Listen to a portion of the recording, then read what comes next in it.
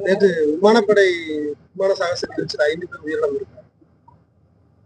இது மிகவும் வருந்தத்தக்க சம்பவம்.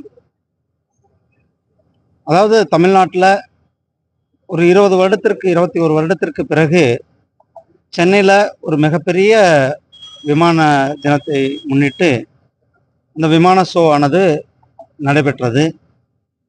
இதில் தமிழக அரசாங்கம் இவ்வளோ மக்கள் வருவார்கள் என்று ஏற்கனவே விமானப்படையிலிருந்து அதிகாரிகள் தமிழ்நாடு சீஃப் மினிஸ்டர்கிட்ட அவங்க இதுக்கான பலகட்டமான மீட்டிங்குகள் நடத்தியிருக்கிறாங்க. இந்த ஏற்பாடுகள் சம்பந்தமான பலகட்டமான மீட்டிங்குகள் நடத்தி அதில் எவ்வளோ பேர் வருவாங்கள் என்ற எதிர்பார்ப்பு, அதற்கு தகுந்த மாதிரி நடவடிக்கை எடுக்க வேண்டியது தமிழக அரசாங்கம். அவர்கள் முறையான நடவடிக்கை எடுக்க தவறியதுனால தான் இவ்வளவு பேர் இன்றைக்கு 4-5 பேர் மரணம் அடைந்திருக்கிறார்கள். பல பேர் மருத்துவமனையில் இருக்கார்.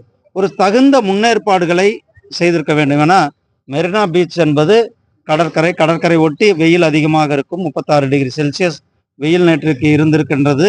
இதெல்லாம் முன்கூட்டியே அரசாங்கத்திற்கு, நிகழ்ச்சியை நடத்துகின்ற தமிழ்நாடு அரசாங்கத்திற்கு இதெல்லாம் தெரிந்திருக்கும். ஏன்னா காவல்துறையானது, தமிழ்நாடு காவல்துறையானது ஸ்டேட் சப்ஜெக்ட், ஸ்டேட் தான் அவர்களுக்கு எல்லா வசதிகளும் செய்து கொடுத்திருக்க வேண்டும். அவர்கள் சரியான முறையாக இது ஒரு ஏற்பாடு செய்யாதன் விளைவாக இது நடந்திருக்கு.